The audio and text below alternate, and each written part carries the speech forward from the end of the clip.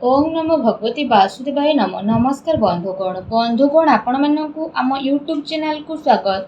एबेठु आपण होई जांतु रेडी, कारण भगवान श्री गणेश और माँ लक्ष्मी को आशीर्वाद जदि आम आपण मानकु कहिबु विशेष भावरे आपण मानकु मिलिबाकु जाउची बहुत बड़ आगामी 7 दिन रे खुशी खबर। घर घर को जाई आपण मिठा बांटिबा पई होई जिबे रेडी। जदि कहबा ए 7 दिन समय रे भगवान श्री गणेश आउ माँ लक्ष्मी को आशीर्वाद बहुत ही भल समय रहिबाकु जाउची। आज केवल नसीबवान रह ए वीडियो को ही आपण माने देखि पारिबे। बहुत ही महत्वपूर्ण वीडियो आपण मानक पई रहिबो। आपण मानक कहबो कि ए 7 दिन रे रिद्धि सिद्धिदाता भगवान श्री गणेश को आशीर्वाद गजकेशरी जोगर मध्य निर्माण हेबो। आउ एहा सहित धनर देवी माता लक्ष्मी को कृपारु महालक्ष्मी जोग, धन जोग एवं 2टी राजयोगर मध्य विशेष भाव निर्माण हेबो, जहा द्वारा ए 7 दिन समय आपणक पई बहुत ही भल दिन साब्यस्त हेबो। प्रतिटी घर को जाइके आपणक मिठा बांटिबा पई पड़िबो। विशेष भाव ए खुशी खबर आपणक प्राप्त हेबाकु जाउछि। भगवान श्री गणेश माता लक्ष्मी को आशीर्वाद ए 7 दिन रे अनेक प्रकार लाभ, धन लाभ, बड़ बड़ खुशी खबर एवं अनेक सारा लाभ आपणक प्राप्त हेबो, जहाद्वारा आपणकर संपूर्ण जीवन बदली जीव। से खुशी खबर कौन आसतु जानिबा, सेतिपई वीडियो को पूरा शेष पर्यंत देखंतु। आ शेष रे वीडियो को निहाती भाबरे देखंतु। वीडियो को आदौ भी मिस करंतु नाही, कारण ए वीडियो आपण मानक पई बहुत ही महत्वपूर्ण रहिबो। ए वीडियो रे आपणक पई आगामी 7 दिन रो संपूर्ण विषय रे सठिक राशिफल मु आपण मानक पई नै करी आसीछि। तेणु वीडियो शेष पर्यंत निश्चिंत भाबरे देखंतु। या पूर्वरु कहिबी भगवान श्री गणेश माता लक्ष्मी सच्चा भक्त होइतिले वीडियो को लाइक करंतु। कमेंट बॉक्स रे जय श्री गणेश, जय माँ लक्ष्मी बोली अवश्य लिखंतु, जहाद्वारा आपणकर सब मनोकामना पूर्ण हेबो। आसंतु जानिबा केमिति रहइबो आपणक पई भगवान श्री गणेश माता लक्ष्मी आशीर्वाद आगामी ए 7 दिन विशेष भाव स्थिति। जदि विशेष भाव में आम आपको कहबू आपणक पई भगवान श्री गणेश माता लक्ष्मी आशीर्वाद ए दिन बहुत ही भल दिन रहिबाकु जाउछि, जहाद्वारा आपणकर सबु दुख कष्ट दूर होई जिवो। परिवार रे धन दौलत सुख समृद्धि मध्य बढ़िबो एवं जीवन साथी प्रेम संबंध आहुरी अधिक मजबूत हेबो। आपण समस्तक पई ए समय बहुत ही शुभ समय चालू अछि। आपण समस्तक पई जदि कहबा नुआ चाकरी मिलिबार विशेष रूप रे जोग मिलुछि। अचानक धन रे वृद्धि हेबो। आर्थिक पक्ष मध्य काफी मजबूत हेबार ए दिन रे विशेष भाव रे आपणक पई नजर आसुछि।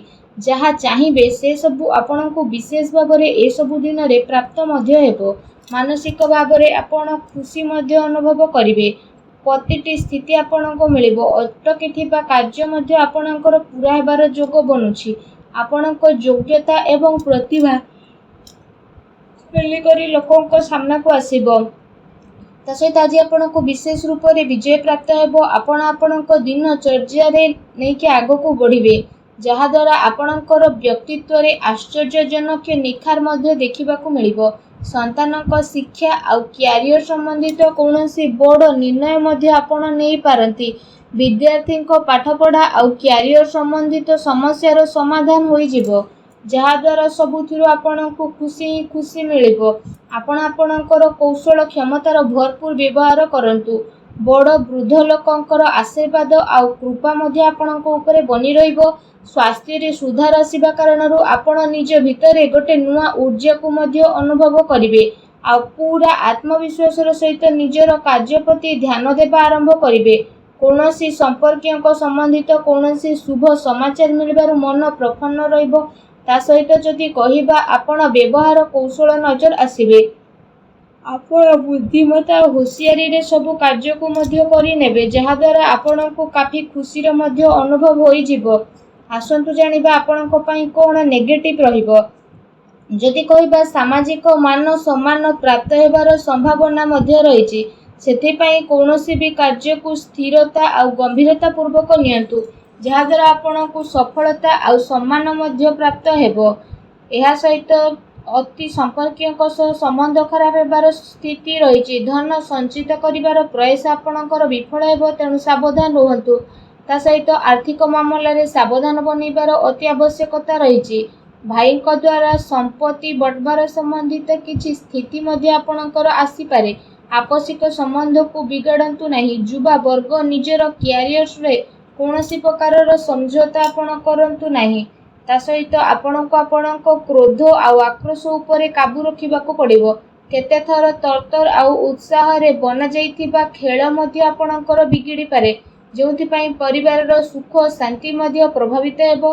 निजर लक्ष्य प्रति कड़ा नजर रखिबा आपणको पई अति आवश्यक रहिछि। ଏହା ସହିତ ଅଜଣା ଆଉ ଅପରିଚିତ ବ୍ୟକ୍ତିଙ୍କ ଦ୍ୱାରା ବ୍ୟବହାରରେ ଲେଣଦେଣ ସାବଧାନତା ରଖନ୍ତୁ। ଆପଣ କୌଣସି ଷଡ଼ଯନ୍ତ୍ରର ଶିକାର ମଧ୍ୟ ହୋଇପାରନ୍ତି। ସେଥିପାଇଁ ଠିକ୍ ଏହା ରହିବ କି ଆପଣ ଖରାପ ଲୋକଙ୍କ ସଙ୍ଗତିରୁ ଦୂରେଇକି ରୁହନ୍ତୁ। ବଡ଼ ଲୋକଙ୍କର ସ୍ୱାସ୍ଥ୍ୟରେ ଆପଣଙ୍କୁ ଧ୍ୟାନ ରଖିବାର ଅତି ଆବଶ୍ୟକତା ରହିଛି। ତା ସହିତ ବ୍ୟର୍ଥ କାର୍ଯ୍ୟରେ ଧନ ଖର୍ଚ୍ଚ ହେବାର ପ୍ରବଳ ଯୋଗ ମଧ୍ୟ ଆପଣଙ୍କ ପାଇଁ ବନୁଛି। ଭୂମି ଏବଂ ବାହନକୁ ନେଇ କୌଣସି ବଡ଼ ଧରଣର କରଜ ମଧ୍ୟ କରିପାରନ୍ତି। ସେଥିପାଇଁ ନିଜର ଆର୍ଥିକ ସ୍ଥିତିକୁ ଧ୍ୟାନରେ ରଖିକି କିଣାକିଣି ସମ୍ବନ୍ଧିତ ଆପଣ ଯୋଜନା ବନାନ୍ତୁ। ଏହା ଆପଣଙ୍କ ପାଇଁ ବହୁତ ଭଲ ରହିବ। ଆସନ୍ତୁ ଜାଣିବା ଆପଣଙ୍କର ଲଭ୍ ଲାଇଫ୍ କିପରି ରହିବ। ଦାମ୍ପତ୍ୟ ଜୀବନକୁ ନେଇକି ସ୍ଥିତି ଆପଣଙ୍କର କାଫି ଭଲ ରହିବ। ଜୀବନ ସାଥୀଙ୍କ ସହ ମଧୁର ସମ୍ବନ୍ଧ ହେବା ସହିତ ଆପଣଙ୍କୁ ତାଙ୍କର ସହଯୋଗ ମଧ୍ୟ ପ୍ରାପ୍ତ ହୋଇଯିବ। ଘର ପରିବାରର ସୁଖ ସୁବିଧା ପ୍ରତି ଆପଣଙ୍କର ପ୍ରାଥମିକତା ମଧ୍ୟ ରହିବ। ପତି ପତ୍ନୀଙ୍କ ଭିତରେ ସମ୍ବନ୍ଧ ମଧ୍ୟ ମଧୁର ରହିବ। କିନ୍ତୁ ସନ୍ତାନଙ୍କର କିଛି ଜିଦ୍ଦିପଣ ବା ନକାରାତ୍ମକ ରବୈୟା ଆପଣଙ୍କ ଚିନ୍ତାର କାରଣ ମଧ୍ୟ ବନିପାରେ। ଆସନ୍ତୁ ଜାଣିବା ଆପଣଙ୍କ ବ୍ୟବସାୟ ଆଉ କ୍ୟାରିୟର କିପରି ରହିବ। ବ୍ୟାପାରର ବିସ୍ତାରତା ସମ୍ବନ୍ଧିତ ନୂଆ ସମ୍ଭାବନା ଉପରେ ଆପଣଙ୍କର ବିଚାର ହେବ। ନିଜର ପୂରା ଜୋସ୍ ମାର୍କେଟିଂ ତଥା ନିଜର ପ୍ରଡକ୍ଟର ପ୍ରମୋସନରେ ଲଗେଇବେ। ଚାକିରି କରୁଥିବା ବ୍ୟକ୍ତିମାନେ ଆପଣଙ୍କ କାର୍ଯ୍ୟରେ ସନ୍ତୁଷ୍ଟ ରହିବେ ଆଉ ସହକର୍ମୀଙ୍କର ଆପଣଙ୍କୁ ପୂରା ସହଯୋଗ ପ୍ରାପ୍ତ ହେବ। କାର୍ଯ୍ୟ ବିସ୍ତାରର ଯୋଜନା ମଧ୍ୟ ଆପଣଙ୍କର ବଦଳିବ। ତା ସହିତ ସେ ଯୋଜନାରେ ଆପଣ ପୁଣି ଥରେ ଆଗକୁ ବଢ଼ିବେ। ଏହା ସହ ଚାକିରିରେ ହାଲକା ଫୁଲକା ପ୍ରୋବ୍ଲେମ ମଧ୍ୟ ଆସିପାରେ, କିନ୍ତୁ ଆପଣ ନିଜର ବୁଦ୍ଧିମତ୍ତା ଆଉ ବ୍ୟବସାୟ ଦ୍ୱାରା ସବୁ କାର୍ଯ୍ୟରେ ଆଗକୁ ବିଶେଷ ଭାବରେ ଶାନ୍ତିପୂର୍ଣ୍ଣ ରୂପରେ ବଢ଼ି ମଧ୍ୟ ଯିବେ। କୌଣସି ବଡ଼ ଅଧିକାରୀ ବା ରାଜନୈତିକ ବ୍ୟକ୍ତିଙ୍କ ସହିତ ଆପଣଙ୍କର ସାକ୍ଷାତ ଦ୍ୱାରା ଆପଣଙ୍କ କାର୍ଯ୍ୟ ବହୁତ ଆସାନୀରେ ବନିବ, କିନ୍ତୁ କେତେ ସାରା ମାମଲାରେ ଆପଣଙ୍କର ସ୍ୱାଭିମାନ ଆପଣଙ୍କ ଉନ୍ନତିରେ ବାଧା ମଧ୍ୟ ବନିପାରେ। ସେଥିପାଇଁ ନିଜର ବ୍ୟବହାରକୁ ସାବଧାନ ରୂପକ ରଖନ୍ତୁ। ଏହା ଧ୍ୟାନ ରଖିବା ଆପଣଙ୍କ ପାଇଁ ଅତି ଆବଶ୍ୟକ ରହିଛି। ଆପଣଙ୍କର କୌଣସି ମହତ୍ତ୍ୱପୂର୍ଣ୍ଣ ବ୍ୟବସାୟିକ ଗତିବିଧି ମଧ୍ୟ ଲିକ୍ ହୋଇପାରେ।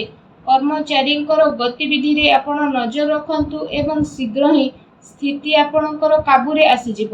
ସେଥିପାଇଁ ଆପଣ ପୂରା ଜୋସ୍ରେ ସହିତ ନିଜର କାର୍ଯ୍ୟ ପ୍ରତି ଏକାଗ୍ର ଚିତ୍ତ ରୁହନ୍ତୁ। ଆସନ୍ତୁ ଜାଣିବା ଆପଣଙ୍କର ସ୍ୱାସ୍ଥ୍ୟ କିପରି ରହିବ। ଯଦି କହିବା ଅତ୍ୟଧିକ ପରିଶ୍ରମ କାରଣରୁ ଥକାପଣ ଏବଂ କଷ୍ଟ ଭଳି କିଛି ସମସ୍ୟା ଆପଣଙ୍କର ଉତ୍ପନ୍ନ ହୋଇପାରେ। ଏହା ସହିତ ଅଧିକ ତେଲଯୁକ୍ତ ଖାଦ୍ୟ ଖାଇବା ଠାରୁ ଦୂରେଇ ରୁହନ୍ତୁ, ଅନ୍ୟଥା ପେଟ ସମ୍ବନ୍ଧିତ ସମସ୍ୟା ଉତ୍ପନ୍ନ ହୋଇପାରେ। ସେଥିପାଇଁ ସୁପାଚ୍ୟ ଭୋଜନ ଗ୍ରହଣ କରନ୍ତୁ। ଏହା ସହିତ ନିଜ ସ୍ୱାସ୍ଥ୍ୟକୁ ଆହୁରି ଅଧିକ ଭଲ ରଖିବା ପାଇଁ ଆପଣ ପ୍ରତ୍ୟେକ ଦିନ ଯୋଗ କରନ୍ତୁ, ବ୍ୟାୟାମ କରନ୍ତୁ ଏବଂ ସୁସ୍ଥ ରୁହନ୍ତୁ। ଆସନ୍ତୁ ଆପଣଙ୍କ ପାଇଁ କ'ଣ ବିଶେଷ ଉପାୟ ରହିଛି ଏ ଦିନରେ ବିଶେଷ ଭାବରେ ଜାଣିବା। ଏ ଦିନରେ ଆପଣ ସ୍ନାନ ଆଦି ବିଶେଷ ଭାବରେ କରିସାରିବା ପରେ ଗୋଟେ ମୁଠା ଅଖଣ୍ଡ ଚାଉଳ ନିଅନ୍ତୁ। ବିଶେଷ ଭାବରେ ଯେଉଁ ଚାଉଳ ଆପଣ ନେଇଛନ୍ତି ତ ସେ ଚାଉଳ ଯେମିତି ଭାଙ୍ଗି ନଥିବ, ସେ ଚାଉଳ ଅଖଣ୍ଡିତ ଚାଉଳକୁ ଆପଣ ନିଅନ୍ତୁ ଏବଂ ସେ ଚାଉଳକୁ ନେଇକି ଆପଣ କ'ଣ କରିବେ ନା ବିଶେଷ ଭାବରେ ସ୍ନାନ କରିସାରିବା ପରେ ଗୋଟେ ମୁଠା ଚାଉଳକୁ ତ ନେବେ, ତାପରେ ଆପଣ ସେ ଗୋଟେ ମୁଠା ଚାଉଳକୁ ମା ଲକ୍ଷ୍ମୀଙ୍କୁ ସ୍ମରଣ କରିକି ପ୍ରବାହିତ ଜଳରେ ଭସେଇ ଦିଅନ୍ତୁ ଏବଂ ଏହା ସହିତ ନିଜର ମନୋକାମନା ମଧ୍ୟ ମାଗନ୍ତୁ। ଏପରି କରିବା ଦ୍ୱାରା ମା ଲକ୍ଷ୍ମୀ ବହୁତ ଶୀଘ୍ର ପ୍ରସନ୍ନ ହେବେ ଏବଂ ଆପଣଙ୍କର ସମସ୍ତ କଷ୍ଟକୁ ମଧ୍ୟ ଦୂର କରିବେ। ଯାହା ବି ଆପଣଙ୍କ ଜୀବନରେ ଧନ ସମ୍ବନ୍ଧିତ ପ୍ରୋବ୍ଲେମ ଥିଲା, ସବୁ ପ୍ରୋବ୍ଲେମର ଅନ୍ତ ହେବ ଏବଂ ଏପରି କରିବା ଦ୍ୱାରା ଆପଣଙ୍କୁ ଶୀଘ୍ର ହିଁ ବିଶେଷ ଭାବରେ ଲାଭ ପ୍ରାପ୍ତି ହେବ।